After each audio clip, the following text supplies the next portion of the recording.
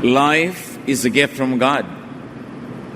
Napakainam, napakagandang regalo ng Panginoon sa atin ang buhay dito sa lupa. And of course, this life is supposed to be lived in our earthly bodies. At napakahalaga na maunawa ang function ng ating katawan sa paggawa ng mga ipinagagawa sa atin ang Diyos. The body is an essential part of life and humanness.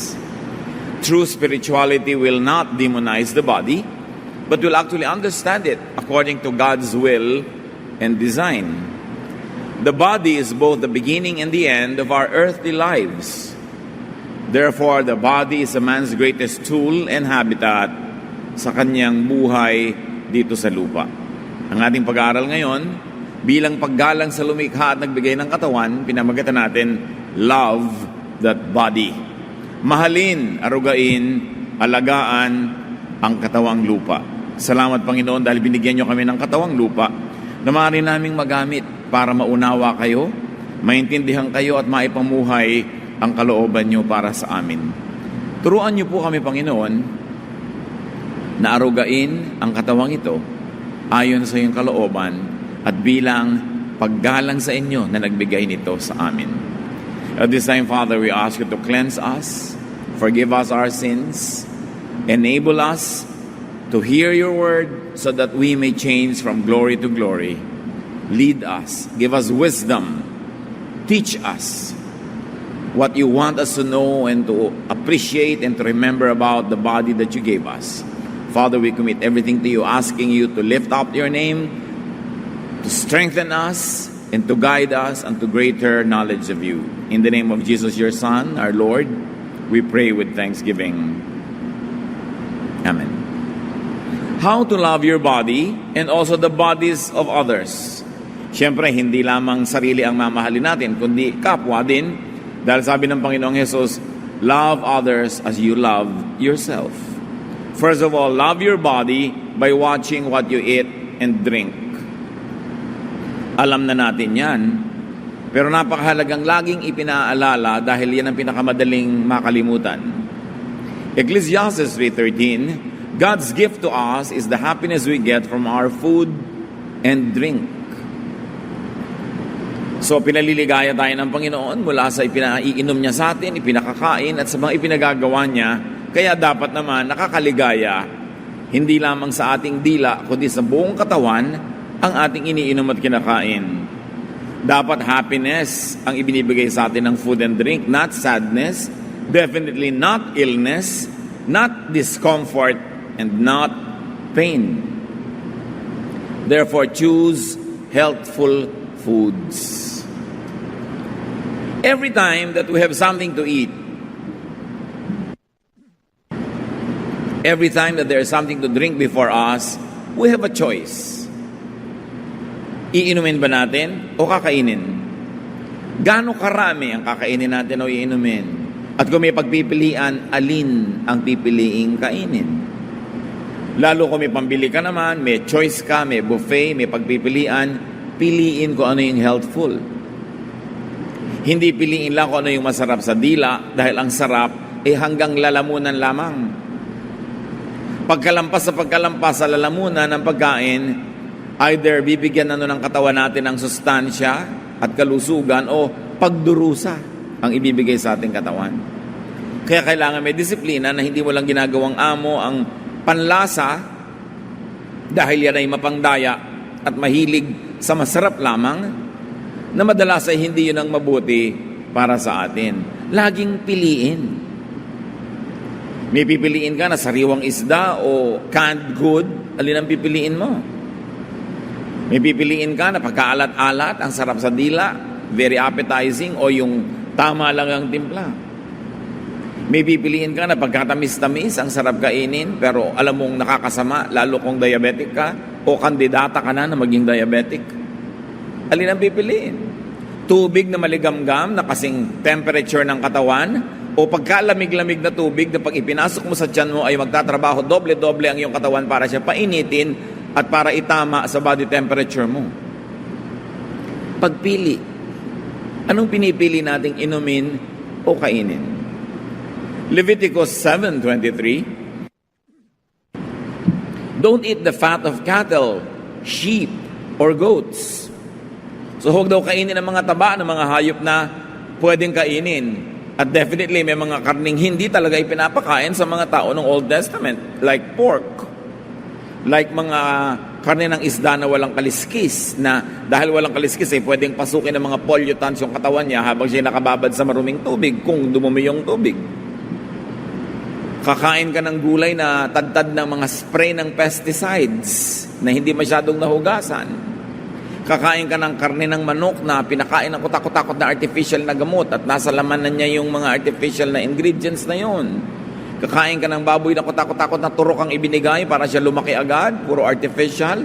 Siyempre, nasa laman niya yun at kinain mo yung laman niya, pupunta rin sa iyo yung itinurok sa kanya. Ba't di mo nalang iturok diretso sa iyo? Ganon din ang effect. Namimili ba tayo ng tama at mabuti? May mga tao, meron ng high blood pressure, ang titigas pa ng ulo. Hindi maawat kumain ng hindi tama sa kanyang katawan. Avoid too much alcohol, too much processed and preserved foods. Yung mga inilalagay sa karne para hindi siya mabulok. Tapos kakainin mo, di papasok sa katawan mo yung gamot na inilagay doon sa karne na yon. Lalo yung mga sobrang umiinom ng alak na nawawala sa katinuan.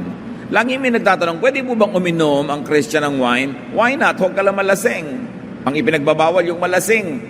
Kasi masama sa katawan mo yung sobrang alcohol, masama sa liver mo, at masama sa yung behavior ko minsan kung wala kang self-control. Meron nga, uminom lang namatay Bakit? Kasi nung nalasing, nakipag-away, nasaksak. Hindi namatay. O nakapatay. Proverbs 20 verse 1, wine is a mocker and beer a brawler. Whoever is led astray by them is not wise. Hindi pinagbabawal yung pag-inom mismo. Ang Panginoong Jesus nga, wine ang unang miracle, gumawa siya ng wine. Pero yung umabot ka sa pagkalasing, yung magiinuman kayo, maglalagay kayo ng 4 na talaksa ng cases ng beer. Pare, ubusin natin to. Ayan, yeah. Walang tigilan hanggang hindi tayo nagsasaksakan So ano kakauwian ng ganong usapan?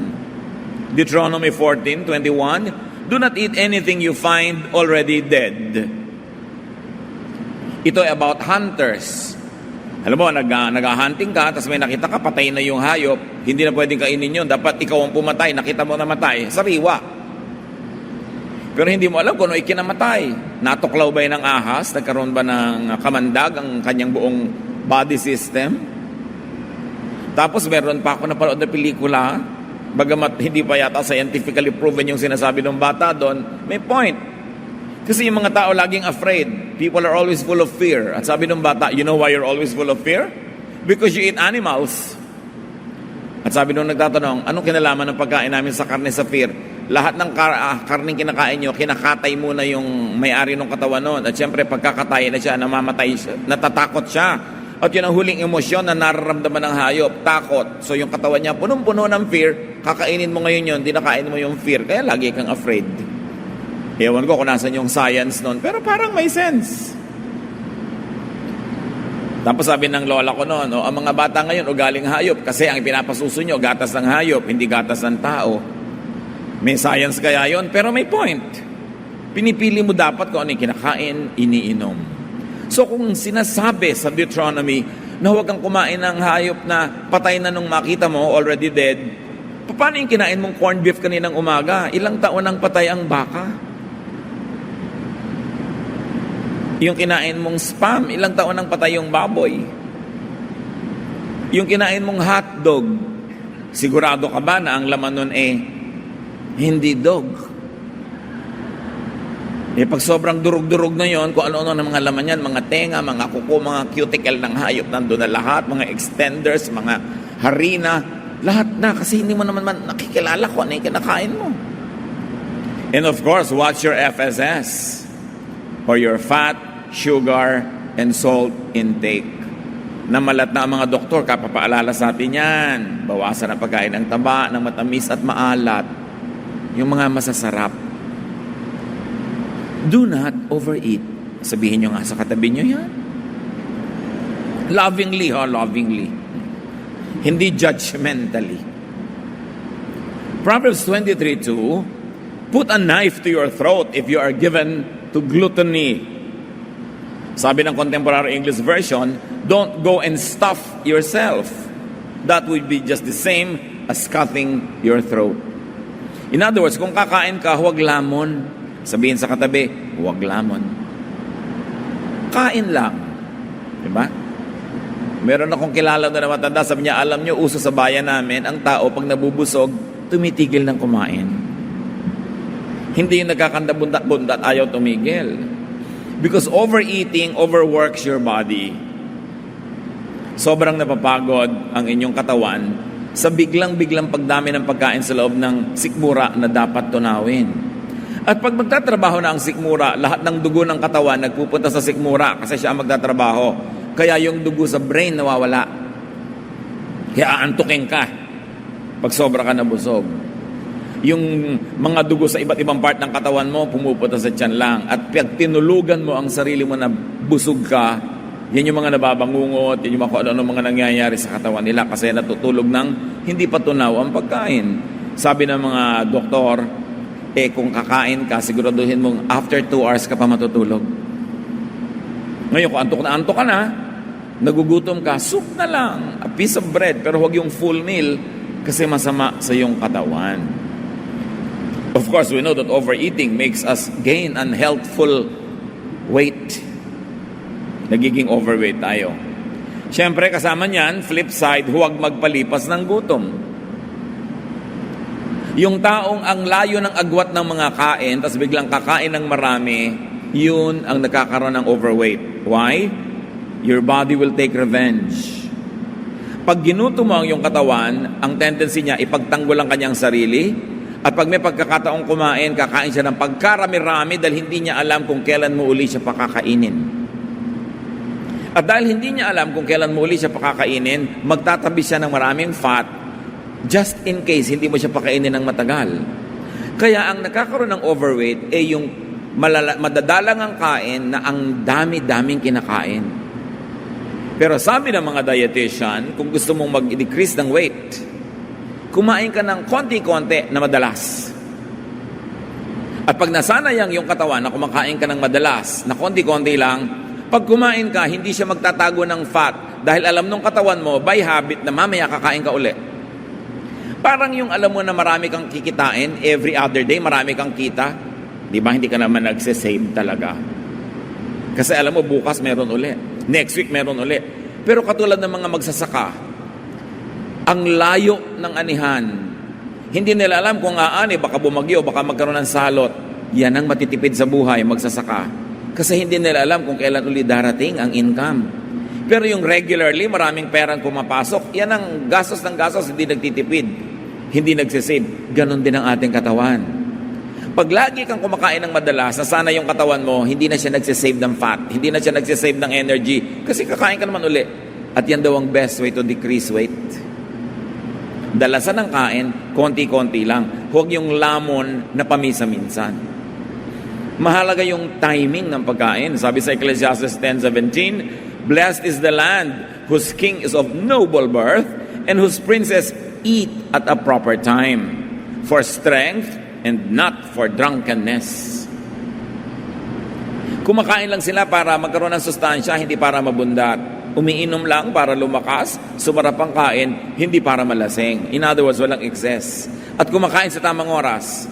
Natatandaan nyo dati, meron tayong presidente na madaling araw na gising pa dahil nakikipag-inuman, kainan ng kainan. So, ang mga appointment ng presidente during the morning, lahat cancel. Because eating habits and health also shape national policy. Kaya kung ikaw ay executive, ikaw ay magulang, ikaw ay may responsibility, mataas ang posisyon, dapat tama ang eating habits, tama ang kinakain mo. Dahil ang iyong mga pasya sa buhay na nakaka-apekto sa maraming tao ay hinuhubog ng iyong eating habits. Nakita niyo yung napakatinong king ng Korea noong unang panahon na ang inihahain sa kanyang hapag ay kung ano ang available to the people. Halimbawa, konti lang ang petchay sa buong bansa. Ang kimchi ng hari na ito, konti lang din. Kahit ma-afford ng palas na maraming kimchi sa palas, kuhanin at samsamin lahat ng mga sangkap ng kimchi, pero hindi. Pag konti lang ang rice harvest ng bansa, konti ang kanin na isineserve sa table ng hari. In other words, tuwing dudulog sa kanyang hapagkainan ng haring ito, alam niya kung anong kinakain ng kanyang mamamayan, alam niya kung anong kulang, alam niya kung anong sobra sa bayan. Sensitive sila to what the people eat and what the people was available to the people. Pero pag ang mga hari mo ay nagpipiesta, kahit naghihirap ang bayan, ay mapapahamak ang bayan na yon. You see how important eating habits are? So kung kayo may-ari ng kumpanya, paano nyo i-apply yan?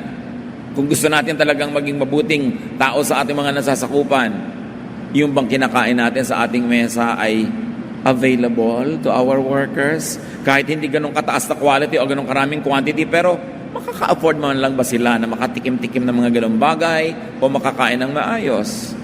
How can you eat so well when people under your authority go hungry?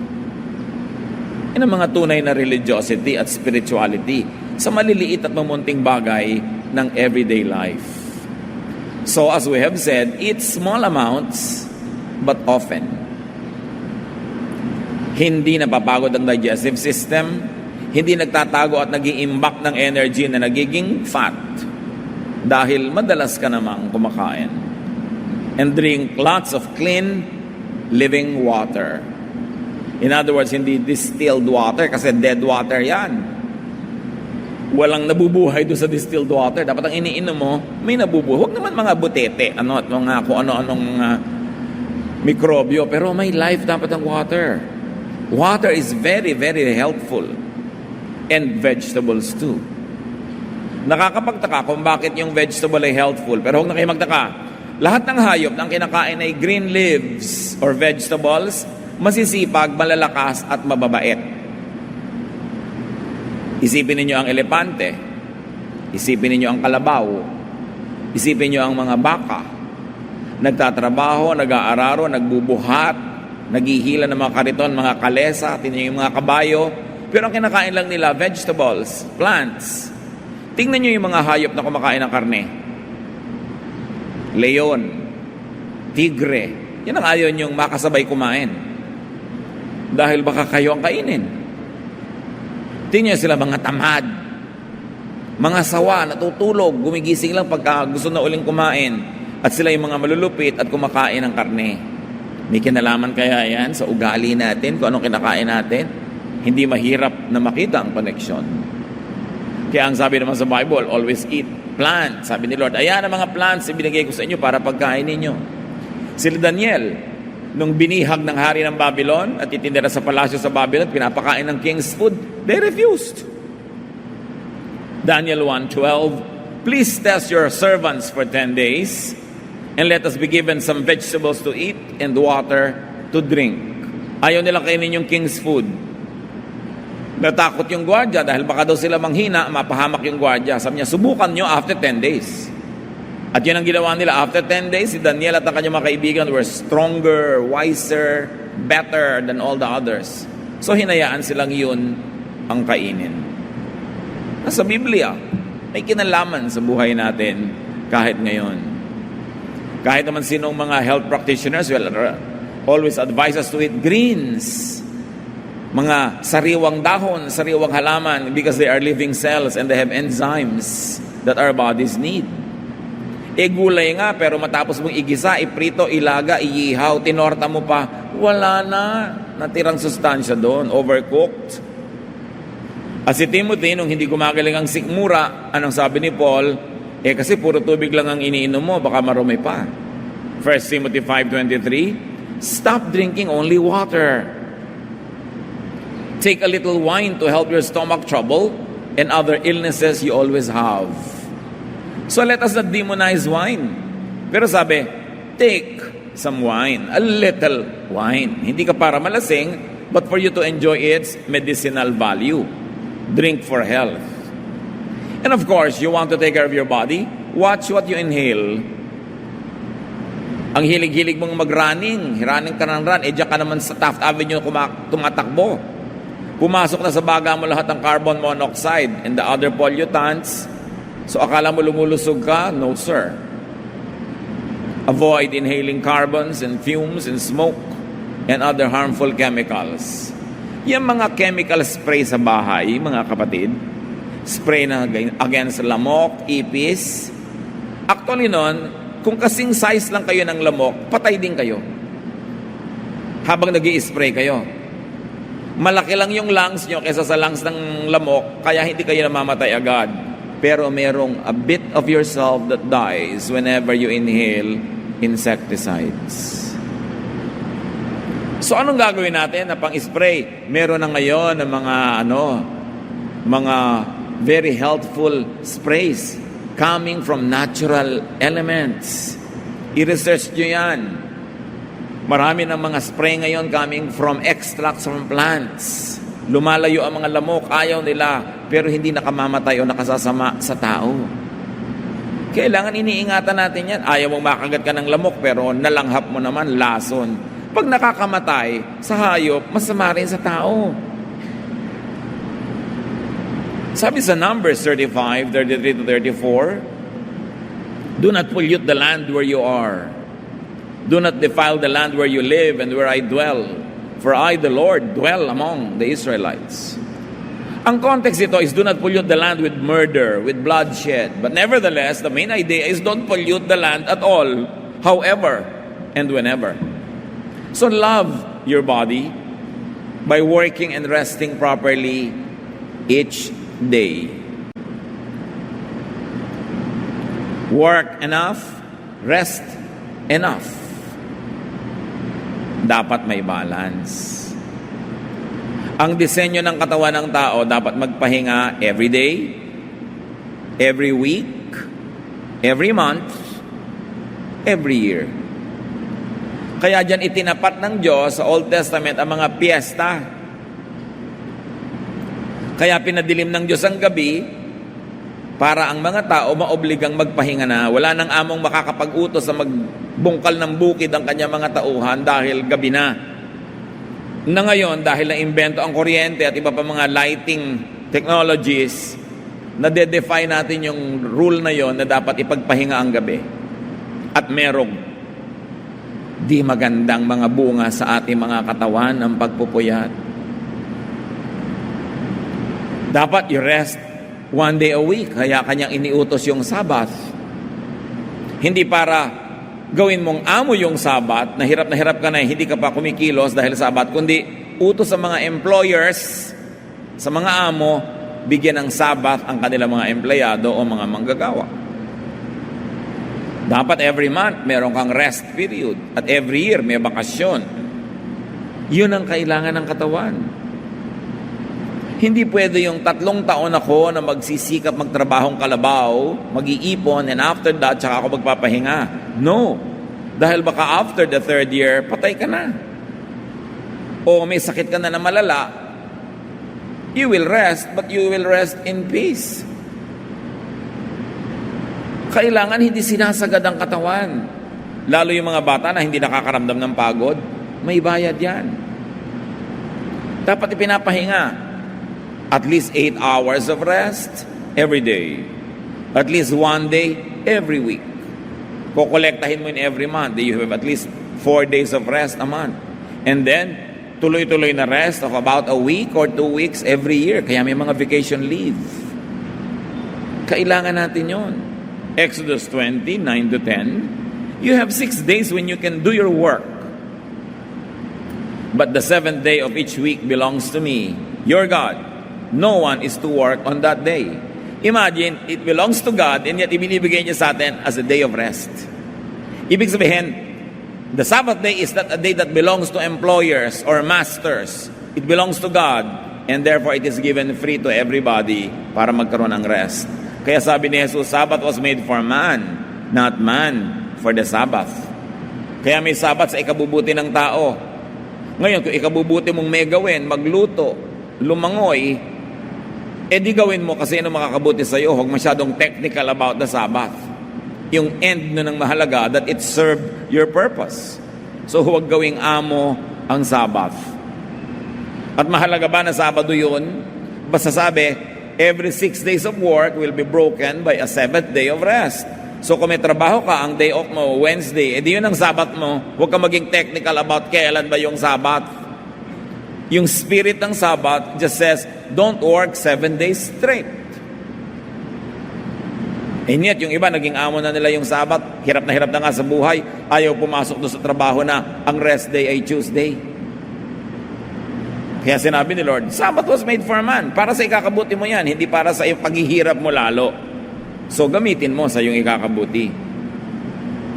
Ecclesiastes 5:12, if you have to work hard for a living, you can rest well at night. So yung mga iba, hindi po ako makakatulog sa gabi.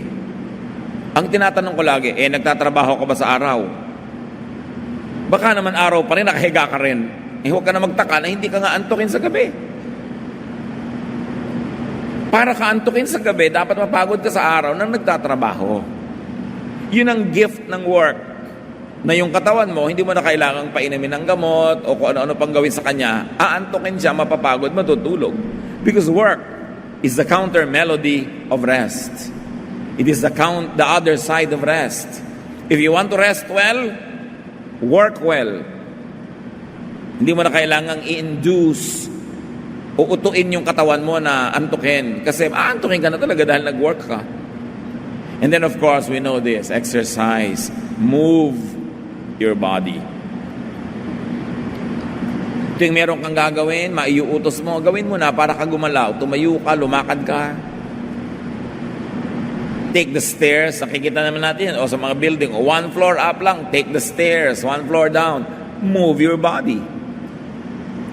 Every time you move your body, as long as it is not injurious to your joints, your bones, it does you good. Kaya yung sobrang automation of everything could not be good for the body. Kung kaya mo maglaba manually, kahit may washing machine ka, do it. Kung may oras ka, para na rin exercise. Lalo rin mga bula, hipan-hipan mo, turn it into a game, into a play.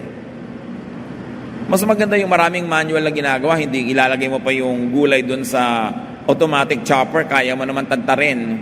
May oras ka naman, do it. Nakatipid ka pa ng kuryente. Mainit, edi magpaypay ka. Kaysa mag-electric fan ka lagi o mag-aircon, kasi kapapaypay mo, nasusunog din ang mga calories mo. Nakakapayat din yan. Kaya yung mga aircon, yun ang mga nag-overweight.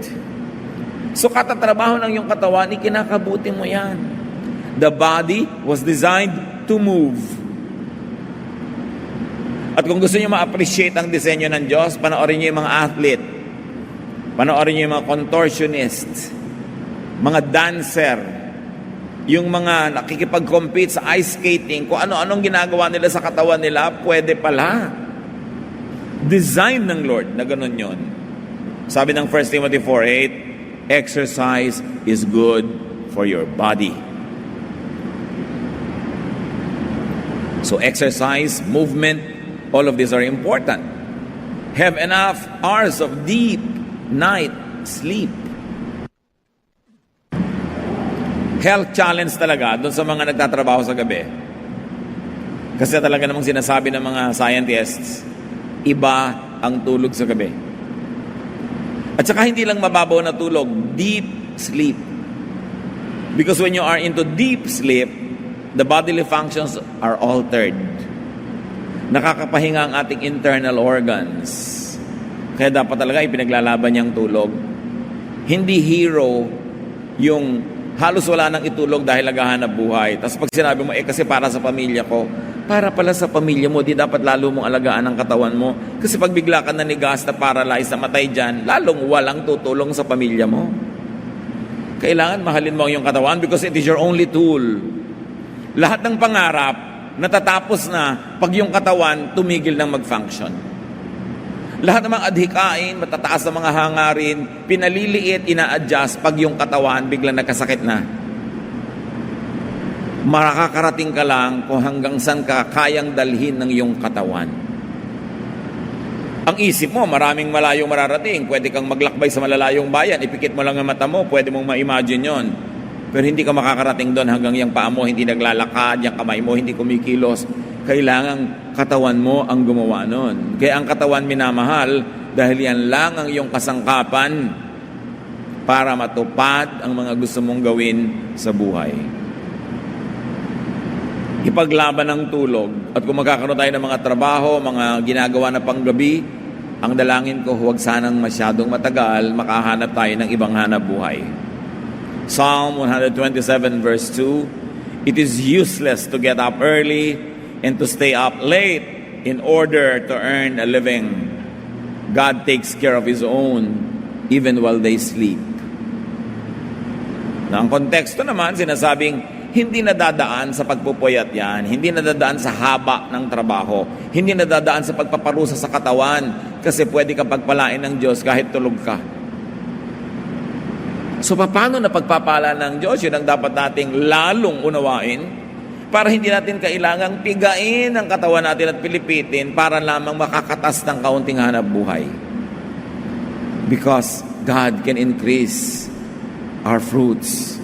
God can increase our productivity even without us killing ourselves. Yun ang ating unawain, arokin kung paano mangyayari yun sa ating buhay. Love your body by caring for your emotions.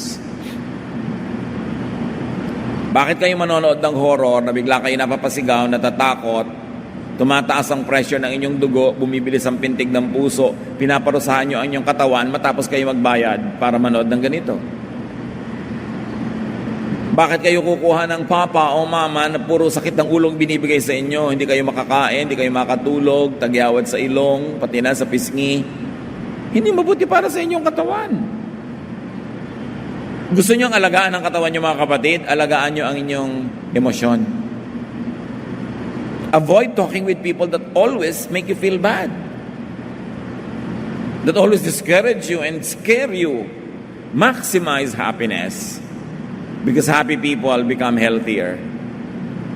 Kahit sa mga pasyente sa ospital, may mga marami ng eksperimento na ganito. Yung mga cheerful, positive thinkers, mas mabilis gumaling. Yung pagdating ng doktor, wow, injection, doctor, welcome. Ganyan. Kasi yung, eto na naman, doktor, injection na naman. Tumapasok yung gamot sa katawan nyo, pero nire-reject ng emosyon nyo yung laman niya. Sa palagay nyo, tatalab yun.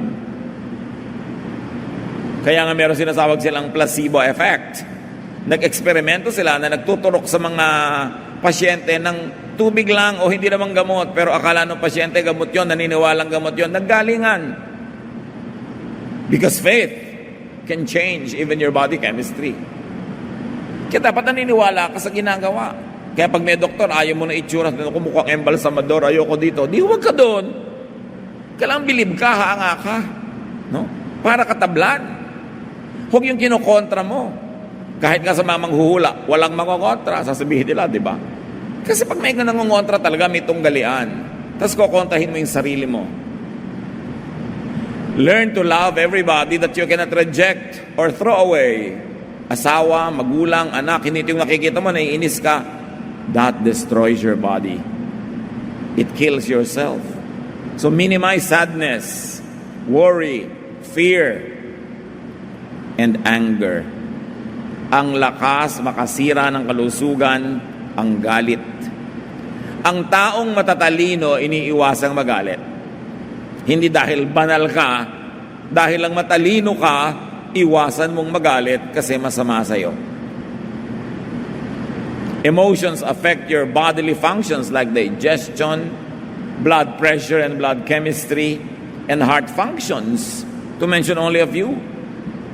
Proverbs 15:13, a glad heart makes a cheerful face, but by sorrow of heart the spirit is crushed. So pag masaya ang iyong damdamin, nahahawa ang iyong katawan. Pag malungkot ang iyong emosyon, nahahawa rin ang iyong katawan. So sinong mauuna? Yung emosyon. Kasi yung emosyon, pwede mo makontrol yan. Yung katawan, hindi masyado. So pasayahin ang sarili. And make people happy. Ministry din na magpasaya sa kapwa. Kasi pag pinapasaya natin sila, lumulusog sila. Sabi ko nga doon sa isang hospital director, sa isang napakalaking hospital, Doktor, hindi ba pwede mga painting ang ilagay nyo sa mga hospital rooms? Mga halaman, mga bulaklak, magagandang scenery? Bakit naman po, anong problema sa nakalagay sa ating mga dingding? Madaling araw, madaling magigising ka, bigla mong makikita si Jesus na nakapako sa krus. Gano'n, nag-iisip ka na, dito pa ba ako o wala na? Bakit hindi kayo magpasaya? Bakit naman nakaka-depress yung nakikita mo na ganyan? Wala bang ibang eksena sa buhay ni Jesus na nakakapagpasaya? Yung nagpapakain siya ng maraming tao, yung nagpapagaling. Bakit kailangan ito? Nakakalungkot. So, pinipili natin yan. Meron ako isang dinalaw na pasyente dati, cancer patient, depressed na depressed. So, bakit nga hindi madedepress ang pasyente? Tingnan nyo ang kwarto ni walang bintana. Parang bodega ng pabrika.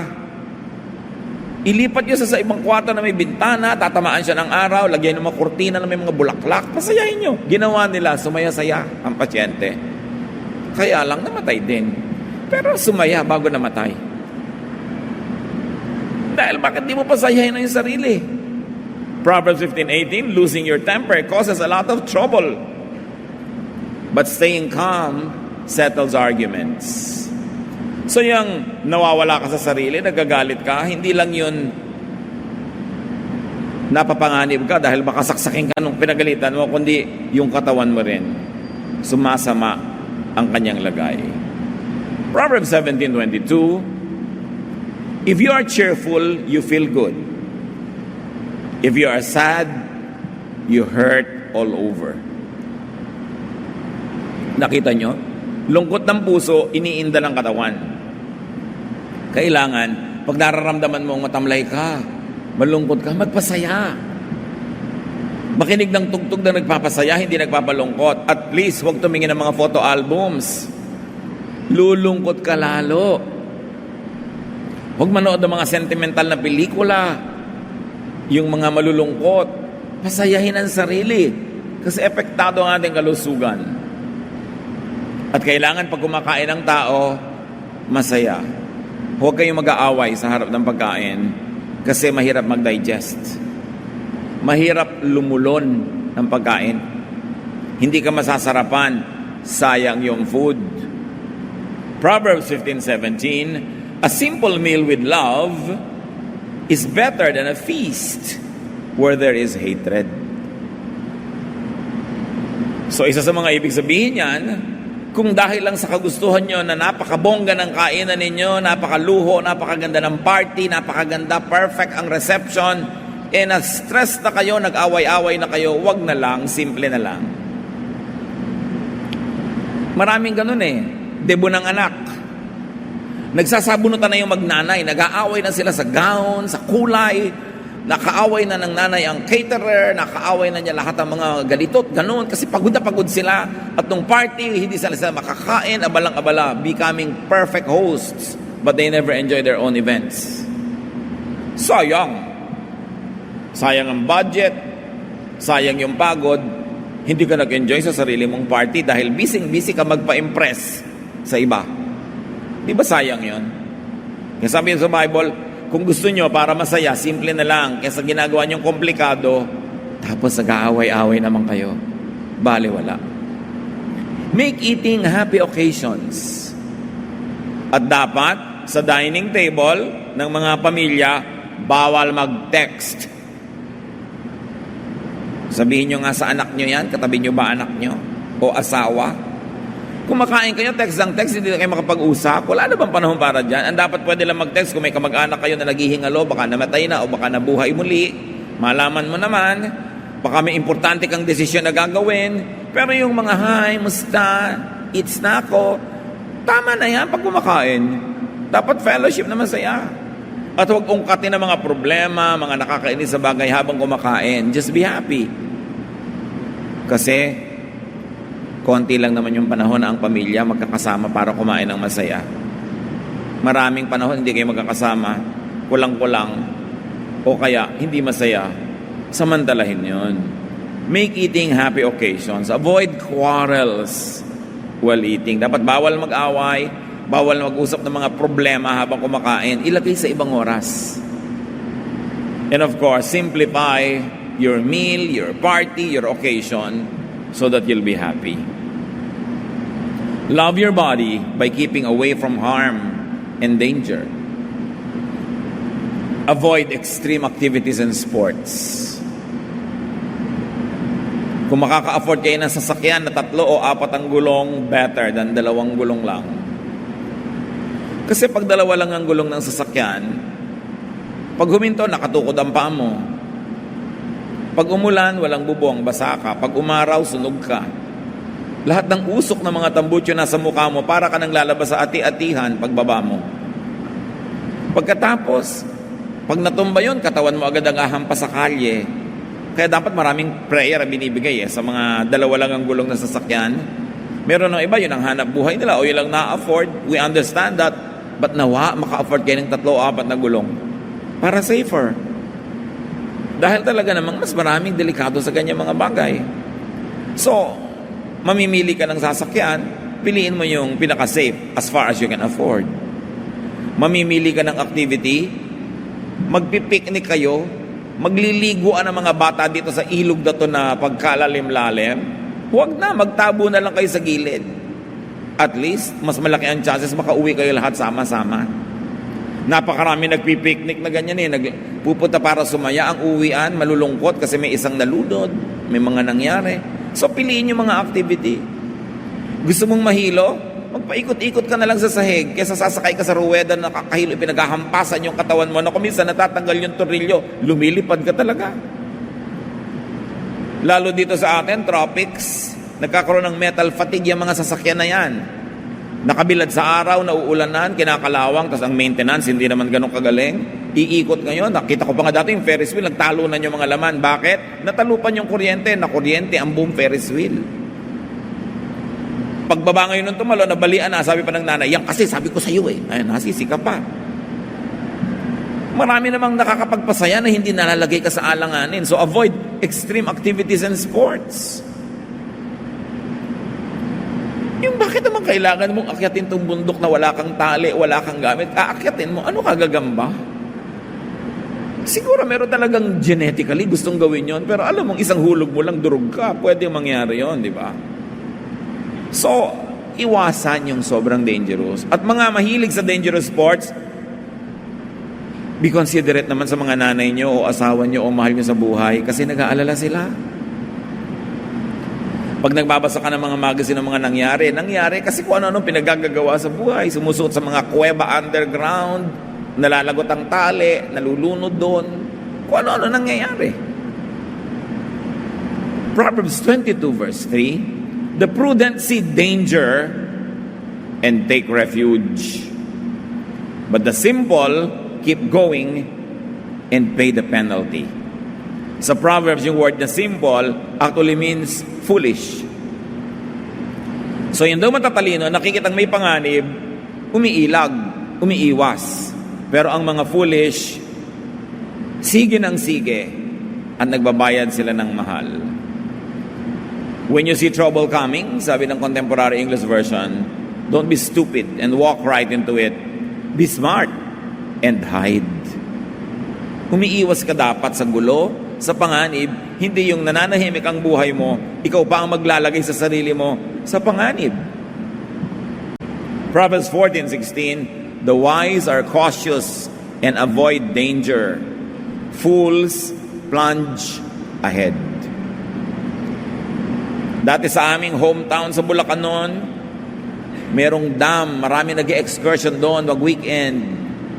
Laging may nalulunod. Hindi naman nila alam yung tubig, naglulundagan yung mga excursionista doon, nalulunod, ang iyakan, ang uwian, ang lulungkot. Ba't hindi na lang magtampisaw sa gilid-gilid o maligo sa safe part? Ba't kailangan pang magyabang? Ba't kailangan pa magpasikat? Kaya kumisan tuloy na uuwi sa ganong panganib. Kumisan naman, hindi nagyayabang, talaga lang hindi maganda yung napuntahang tubig. So, better minimize yung mga activities na pwedeng mamatay ka. Marami na ibang natitirang pwede pa na mas safe And then of course, do not make or keep enemies that could threaten your body. Maraming tao sana buhay pa kundi lang nakipag-away, nabaril tuloy, nasaksak tuloy. Kaya iwasan yung ganung mga panganib. Mahalin ang katawan because you don't own yourself. Ano man ang mangyari sa inyong buhay, apektado ang mga nagmamahal sa inyo. Hindi kayo nabubuhay lang para sa sarili. Kayo mga asawa na pinipigil ng asawa, huwag kang kumain yan, masama sa iyo yan, daddy. Lalo pang kain ng kain. Hindi nyo mahal ang pamilya nyo. Hindi nyo iniisip na pag bigla kayo nanigas o namatay, either kailangan nila kayong ilibing, magastos yun, o ipa-ospital, magastos din yun, o alagaan ng lumpo buong buhay na mahirap din. So kung mahal mo ang nagmamahal sa iyo, aalagaan mo yung sarili para hindi ka maging pabigat sa kanila. At ikaw pa ang makatulong sa kanila ng mahaba. Kaya hindi dapat nakikipag-away. Nakikipagkasundo dapat. Love your body by avoiding infections and diseases. Be safe, stay safe. Alam naman natin kung ano yung mga dangerous. No? Avoid infection. Careful with hospital visits. Kasi sa ospital pinakamaraming may sakit. Kaya hindi kayo nagdadala ng mga bata dyan na parang pupunta ka sa party. Hindi ka nagpupunta ng mga taong maaaring mahihina ang katawan. Dadalaw lang. Kailangan hindi sila dalhin doon. Because it's a dangerous place. Kailangan malinis ang ating kapaligiran. Sabi sa Deuteronomy 23, 12-13, set up a place outside the camp to be used as toilet area. And make sure that you have a small shovel in your equipment. When you go out to the toilet area, use the shovel to dig a hole. Then, after you relieve yourself, bury the waste in the hole. You must keep your camp clean of filthy and disgusting things. You see how detailed the Bible can be about health? Nung hindi pa uso yung mga flush toilet, sabi kailangan sa disyerto, kahit nasa disyerto kayo, merong lugar na doon lamang kayo gagawa ng mga ganyan mga bagay, maghukay kayo sa lupa, ibaon nyo doon ang inyong dumi at tabunan. Ayaw ng Diyos ng marumi. Dahil siyempre, alam niya, nakakahawa ang mga sakit. Therefore, keep food clean. Especially cooks and servers.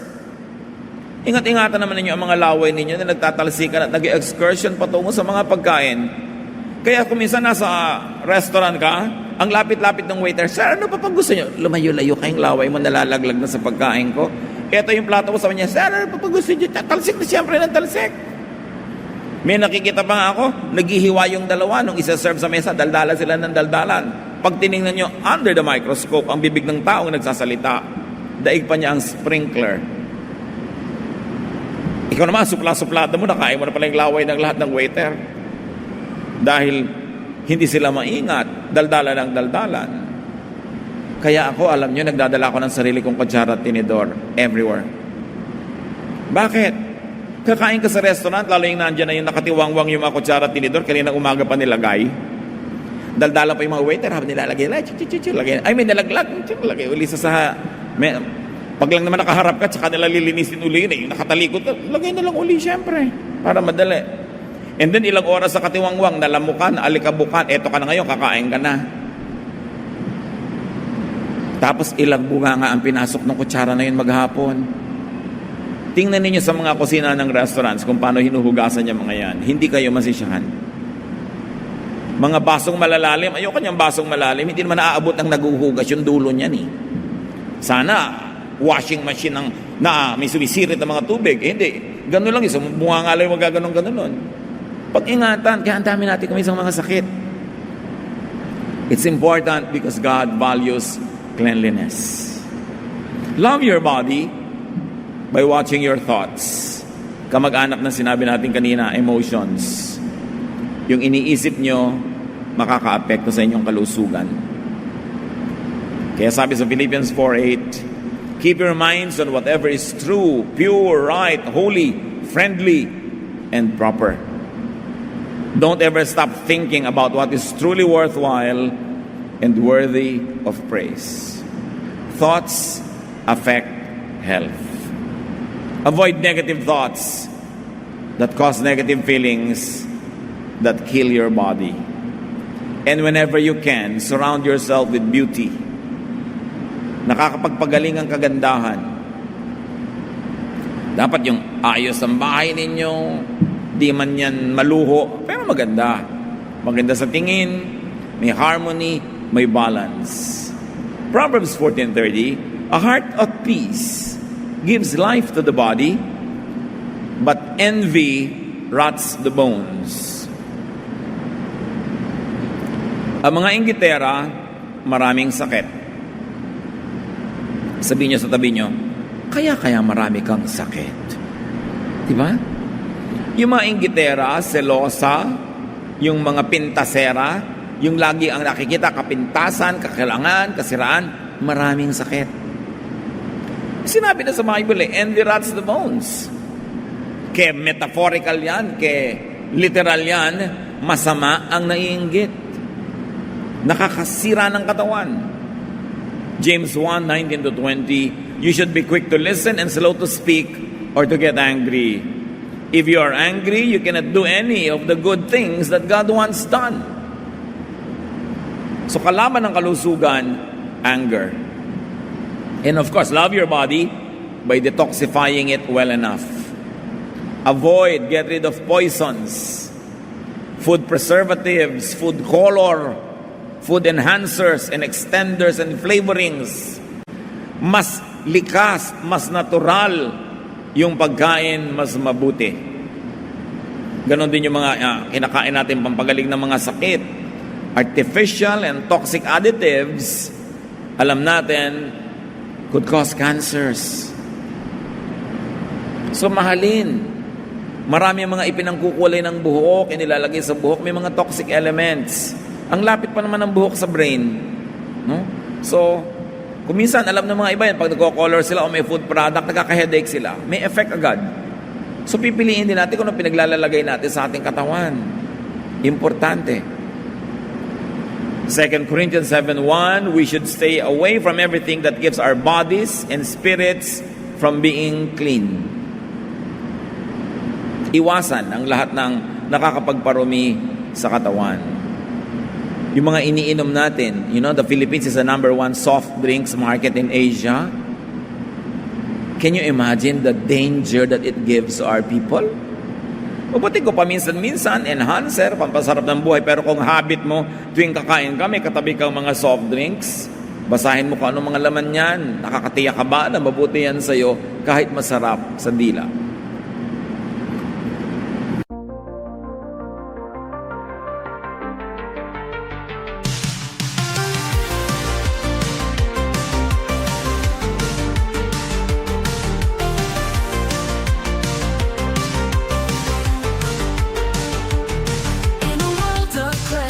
Crossover dreams, sin-lit melodies, whispering schemes, they female vocals telling tales untold, indie rock beats turning hearts cold.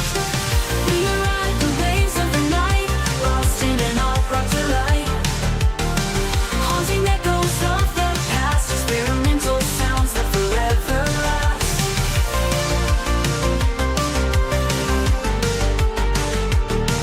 Melodic synths painting the sky in shades of pink and neon high. An indie rock heartbeat pounding true in a realm where the stars feel so new.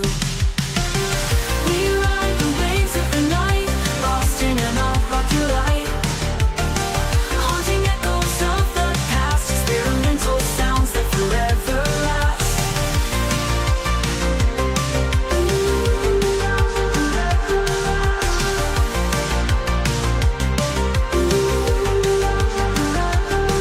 Melodic synths painting the sky in shades of pink and neon high. An indie rock heartbeat pounding true in a realm where the stars feel so new.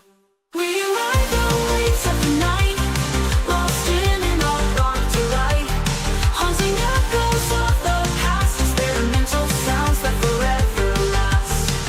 Melodic synths painting the sky in shades of pink and neon high. An indie rock heartbeat pounding true in a realm where the stars feel so new.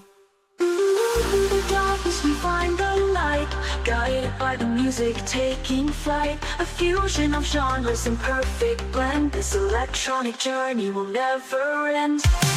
We ride the waves of the night, lost in an all-rock delight, haunting echoes of the past, experimental sounds that forever last. Classic crossover, timeless groove, synth that symphonies we shall move. Late female